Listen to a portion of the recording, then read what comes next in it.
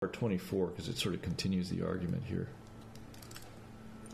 After the difficulties of correct spelling, serial murder, and extravagant gestures inappropriate to any context, the prospect of a simple, straightforward communications possesses a disarming appeal. That flight, however, is booked, and we are forced to go by ground, wending as we make up our way. In this way, we actually discover more to say, although half of it gets lost in translation.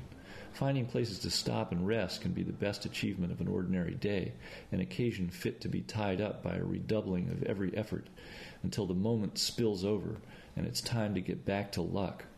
Late arrivals form the basis of a new century, part figment, part chill, a situation no one could have predicted.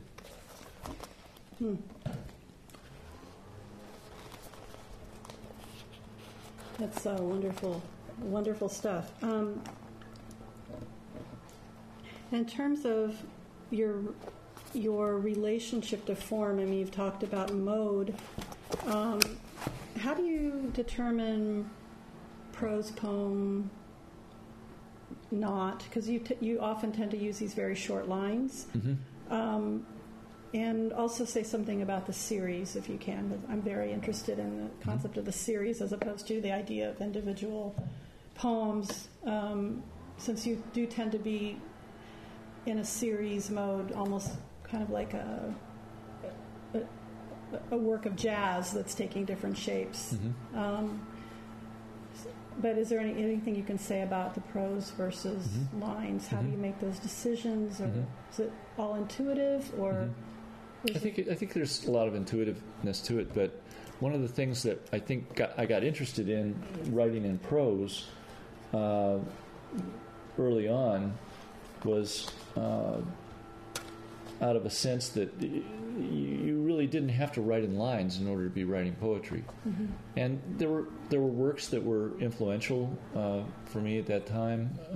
Creeley's Presences and other prose works that he did around that time in the early 70s were a big inspiration. But I got interested in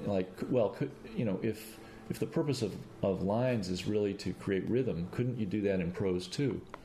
And so with a work in this book such as Verdigris, that one has short paragraphs, and I was really sort of paying attention to the sound in it in a way that you would if you were writing in lines, but it wasn't in lines, it was in prose, and I was thinking about the sentence as a unit of measure. So there's lots of ways of measuring duration in poetry. There's the line, there's the phrase, there's the sentence, there's the paragraph, there's the stanza, and what for me makes poetry interesting is when there's some complexity in the combination of those units.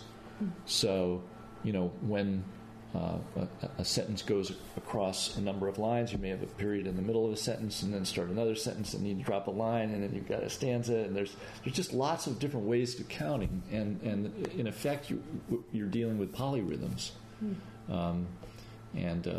So I mean that can happen in lines and it can happen in prose.